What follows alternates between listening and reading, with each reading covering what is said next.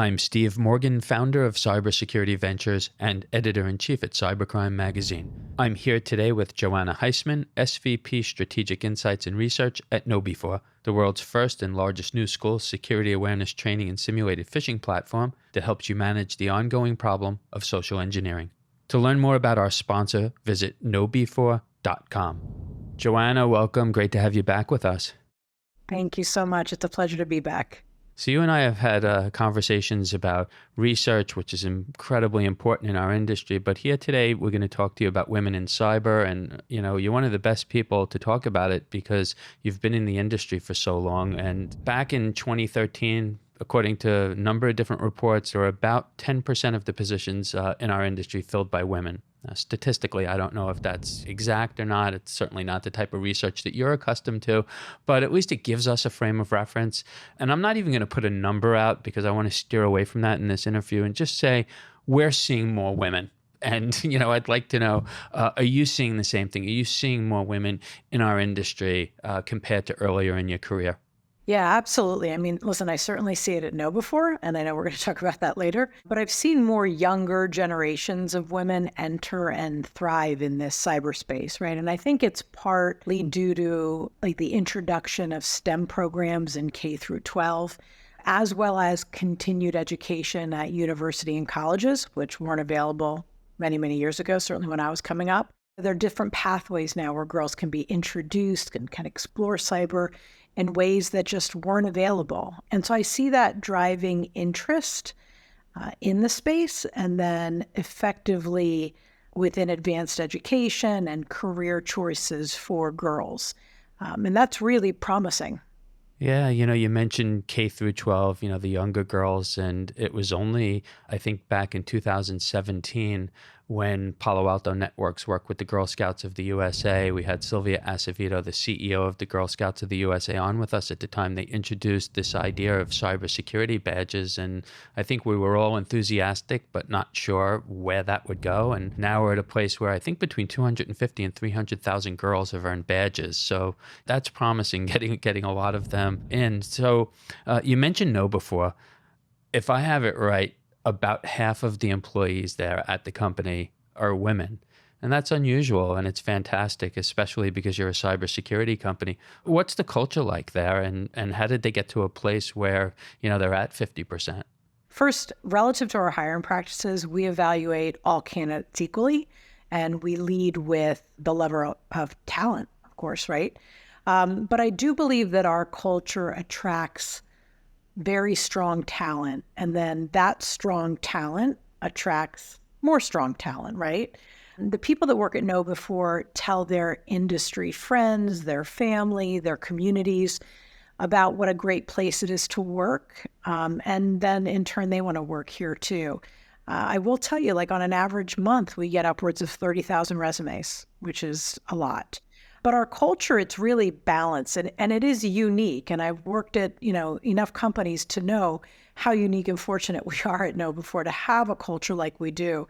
It's built on kind of a few different pillars. The first is extreme ownership. Everyone owns their kind of sphere of responsibility and takes full ownership for their area. Then there's transparency, and we call it radical transparency. And we start the day off, every day off, with about a 15-minute company-wide, all hands on deck employee meeting. And through this, we get updated on kind of the good and the bad, what's going on. And because of this, our employees, look at the freedom that they have, and it builds a level of trust because their knowledge level certainly has increased and is greater. And then we celebrate a lot, and we celebrate everything. And we're really big on professional development, right? And so we give the employees the tools that they need to succeed, but then we also provide them with support, right? And so if it's support outside of KnowBe4, we certainly offer that. And I think the last pillar would be around valuing diversity and inclusion. And we recognize the overall value of building a team which draws off of, different backgrounds around the globe and different experiences that our team members have had and are having now and are having with each other. And that's important. And as a result of all of this, we have ranked as a best place to work for women, for millennials, and in technology nationwide by Fortune magazine for the past 3 years in a row. And then we've captured either the #1 or #2 position in the Tampa Bay top places to work for the last 7 years.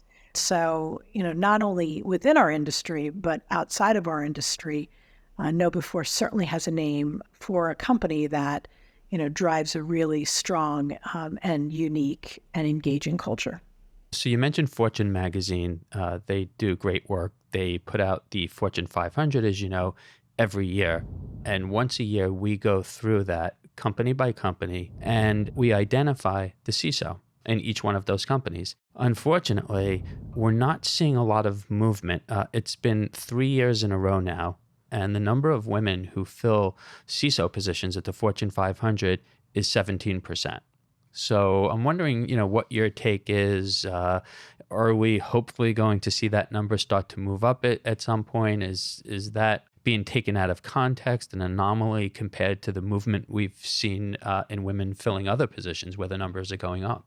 This has been a male-dominated industry for a long time. And in that domination, women have been left to question, right? Am I welcomed in this industry? Do I belong? Do I have the right knowledge? Do I have the right experience, right? And so traditionally, it's been a boys' club.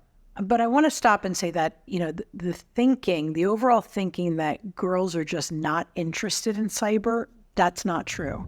I think that as girls and women become more interested in cyber at a younger age, that's going to help build confidence and competency in these females to know that they can hold these big leadership roles in security very confidently.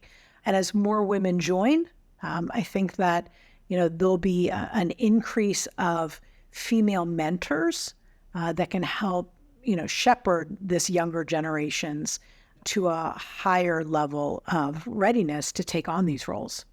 So with our industry attracting more women, we're also seeing more women getting involved in cybercrime, unfortunately. Trend Micro put out a report that was earlier this year saying that women make up around 30% of cyber criminal forum participants. So a lot of recruiting going on, and you cover both sides of this, cybersecurity and cybercrime there at KnowBe4. What are your thoughts on, more women getting involved with cybercrime? Yeah, I mean, you got to stop looking at that image of the guy in the hoodie, right? And so, this kind of underground community, they don't discriminate for gender, right? And so we're seeing that increased presence in females. And then we also have kind of this community, right? So they value experience and skills like nowhere else. It's kind of, I liken it to the musical show The Voice, right? Where people are judged on their ability to sing, not whether they look the part of a performer. So here, in these kind of communities, you really might never know that you're engaging with someone of, an opposite gender of yours, right? And so kind of all of these misperceptions or misguidance about females in cybersecurity and being, either less technical in nature or being less interested in nature kind of all goes out the window because, it is one of these, the underground, right? This is a community where there's not a lot of insight to the actual people piece of it. It's interesting, but I would expect that to continue going up, just that I would expect women becoming more of a presence in kind of mainstream cybersecurity. So you mentioned girls in STEM earlier, and what we hope happens is they move from middle school to high school to college, ultimately into the workforce, and enough of them pursue cyber. And I think in order for that to happen, at one point they need role models. They need to look at people they can identify with. One of them, in our opinion, is Anna Collard. She's great. She's one of your colleagues. She's the SVP content strategy and evangelist at KnowBe4 Africa. She's based out of South Africa, I believe. And she won the Cybersecurity Woman of the Year Awards in Las Vegas recently. Tell us about Anna. Yeah, I mean, Anna is she's an important presence in this industry. And to say here at KnowBe4 that we are fortunate to have her on our team would be an understatement. She brings a tremendous amount of value. She's a critical thought leader. She's got knowledge and experience that helps motivate people, right? Motivate people around her, not only kind of within the community, but outside of the cyber community. And, she offers the industry a lot of great, data through her research and her analysis. I mean, her written pieces are just, works of art, right? So if you haven't had an opportunity to read some of the, white papers that Anna's written or attend some of the webinars, I certainly would make some time to do that. Anna's a gem. I admire her. I learned from her. And she's a great representation of, what women are and, more women can be within cyber. I brought up Anna because the two of you both go back quite a while in this industry. So she was on the vendor side. She was the founder of a company, Popcorn Training, that KnowBe4 ultimately acquired. But it goes back quite a bit. And you go back quite a bit, back to Gartner. And even before that, a lot of people know you in the industry. So it's interesting to see, two people, coming up in the industry and, now working together. And, there are others there at KnowBe4. Did you know Anna from before the company, from before KnowBe4? Yeah, I mean, certainly when I was at Gartner, I knew Anna. I knew of her. I engaged with her when she, led Popcorn, and she was always a force. So it was great because I gravitated towards conversations with these, really impressive, confident women in cyber, and Anna was certainly one of them. But I actually had a little bit more of an unorthodox route into cybersecurity. So I had this really heavy organizational development background, and I was brought into a large global organization to build a security awareness and training program and to manage crisis communication. So it was kind of like baptism by fire, but that actually set me up with the practical knowledge that I needed, right? So I was a practitioner in this space. And that knowledge led me to Gartner, and that was just a natural step because I'm a writer by trade. And so then I was able to share kind of everything that I learned on the front lines with our customers, and then talk to and conduct research with some of the best minds in the industry. And it was thrilling, and I took every advantage of that while I was at Gartner. So, I think that, when you're looking at kind of my background, what it shows is that there's a lot of avenues to get into cyber. Tell us a little bit about that as it might relate to young people. Any message you might have to, say, girls who are in college, maybe some are studying computer science, but that doesn't necessarily mean they're going to pursue cyber, or even others who don't necessarily have a technical background, and even to, women in any field who think, cyber is intriguing, interesting. What's the message to them? How much of a background do they have to consider a possible position here? Yeah, I mean, it just depends on what you want to do, right? I would say jump in. KnowBe4 is like, any other company from a construction perspective, right? We've got an IT department, we've got a marketing team, we've got a PR department, we've got human resources, we've got everything that other companies have. And so with all those kind of varying necessary skill sets, lots of different backgrounds and lots of different interests and educational platforms, marry really well. But I would also say, don't be intimidated. I know that this can be an intimidating world, right? It's what the bad guys are up to. It is probably some of the most interesting time that I've spent in my entire career has been kind of the study and research around cybercrime and cyber criminals. Don't, with any apprehension, just kind of jump in and, see whether or not it's something that kind of fits what you want to do, because it is so exciting and there's so many opportunities, and, women should and will play a greater role in this space.